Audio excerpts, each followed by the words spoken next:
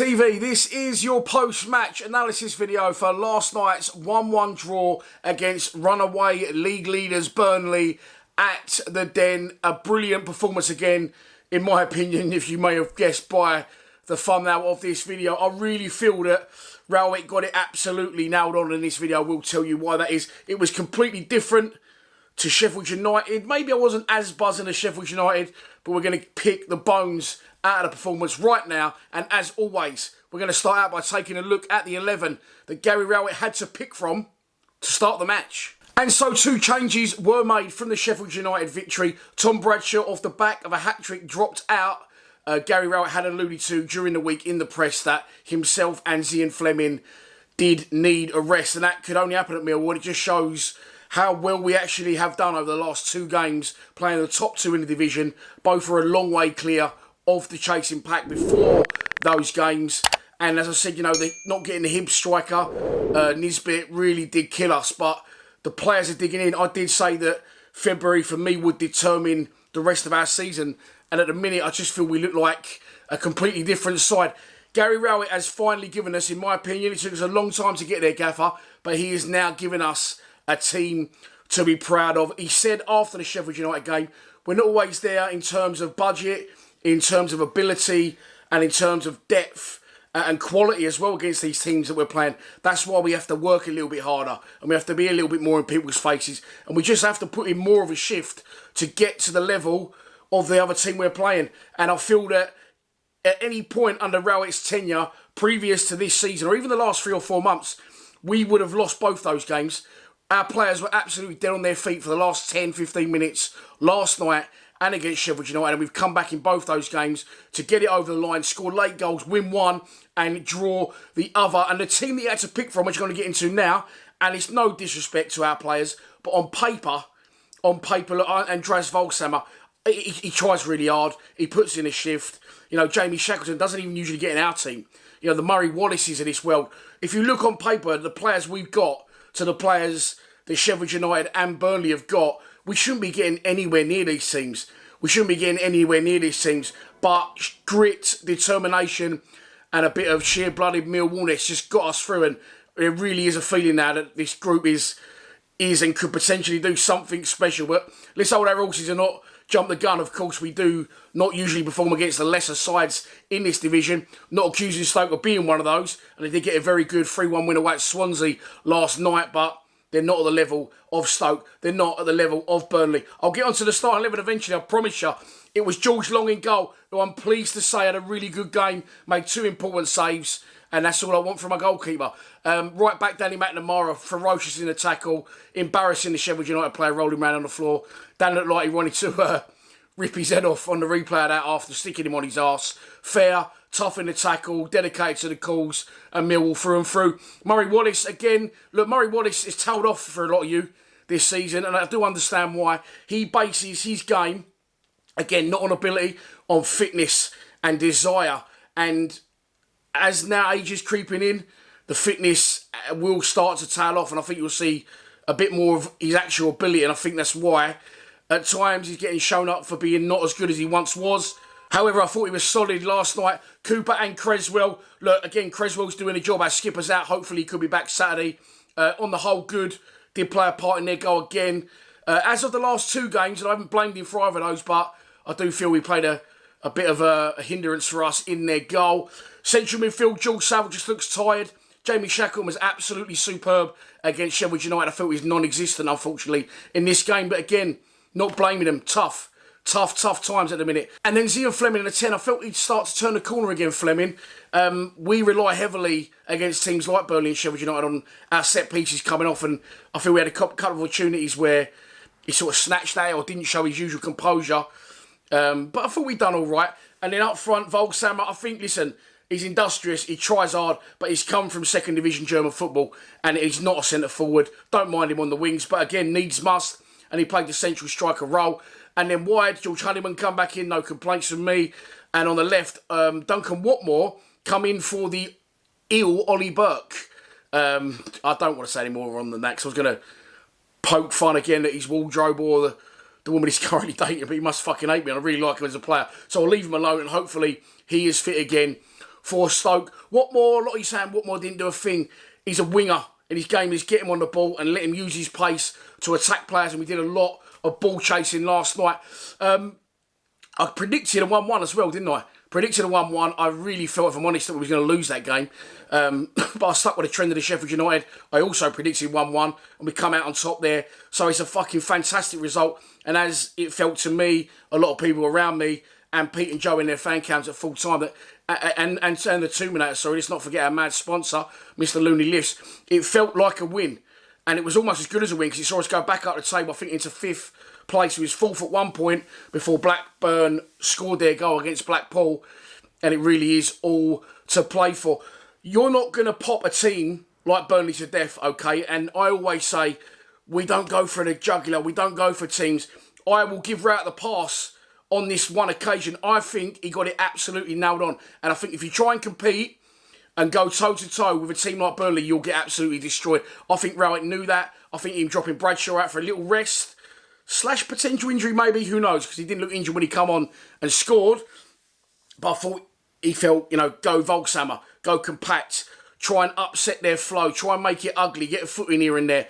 And that did work. However, it also prevented us from having any fluidity going forward ourselves. But I felt Gary Rowett would be happy with that. A little bit of a scrappy game. Keep them at bay if we can. If they nick one, okay, we'll go and try and nick one towards the end. And it's exactly what happened. I thought Burnley started well, to be expected. Popped it nice. Good couple of saves from George Long.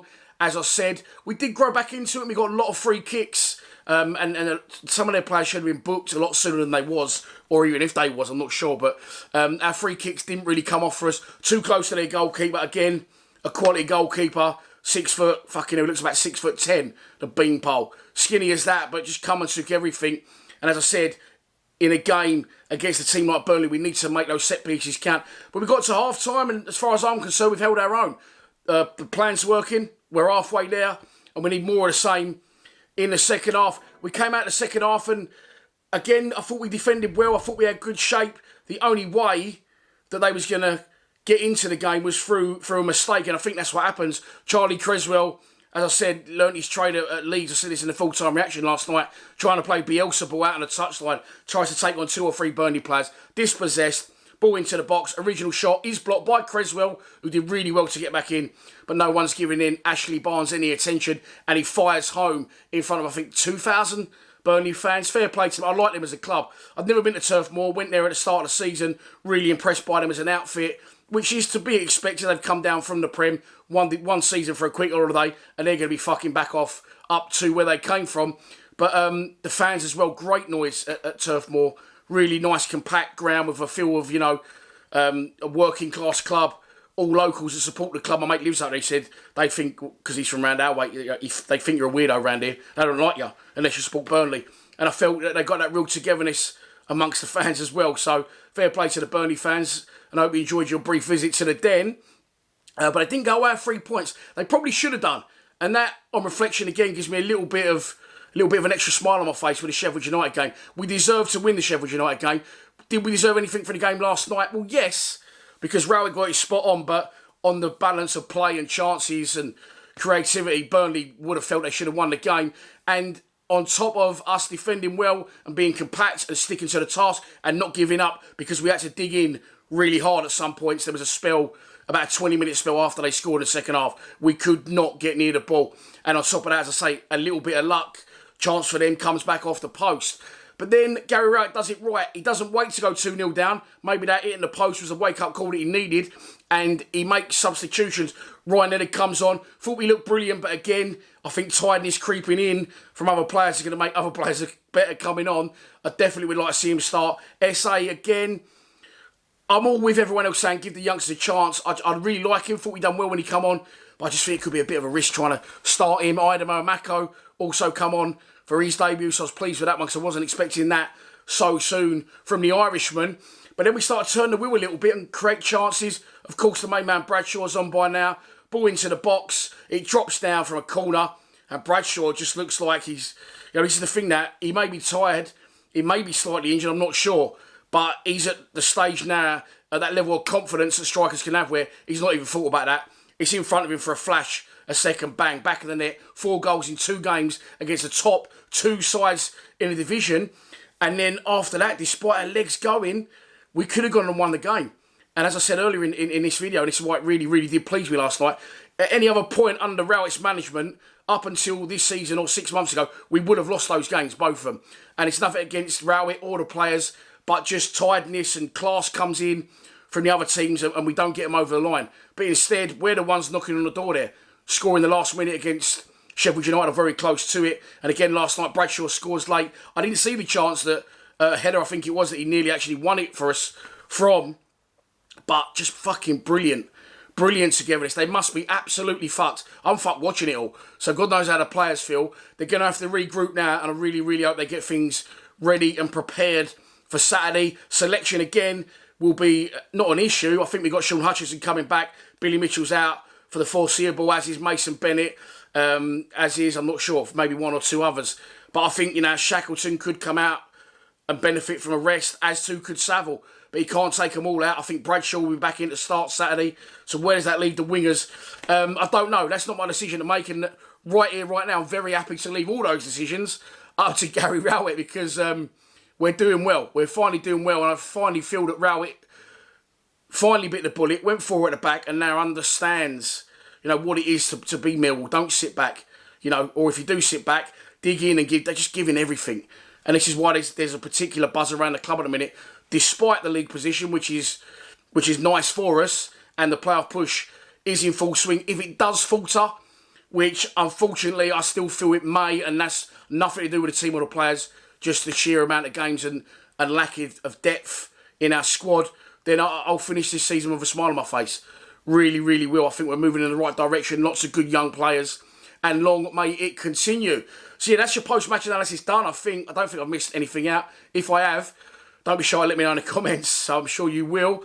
And I will be back tomorrow for a preview. We travel to Stoke on Saturday again. I know it's expensive. I know it's a 7-hour round trip. But let's try and get as many up there as we can. The players deserve it. And unfortunately, it worries me to say this is the sort of game that we could come unstuck. It's not usually the Sheffield United or the Burnleys of this world, is it? It's the Coventrys, it's the Rotherhams away or whatever. But look, it's there for the taking if we want it. He needs to regroup the players now, get them as fresh as he can, because the games are coming thick and fast. We're in action again next midweek against Luton. But look, let's not jump the gun. Stoke coming up tomorrow, preview. But this post-match analysis, absolutely buzzing with it. Brilliant, proud to be a Millwall fan. I was a little bit emotional after the Sheffield United game. But after last night's result, I was a little bit like, right, okay, this is serious now. This actually could fucking happen. I still feel that we might fall short. But at the minute, the players are against all odds, are just carrying it forward. And togetherness, desire and confidence can do that. So long may it continue. Enjoy the rest of your day. Well, I don't fuck knows what day it is. Oh, yes, Wednesday, because I'll see you tomorrow for a pre-match prediction for Saturday's trip to Stoke. Please subscribe to Lions TV. Come on, you Lions.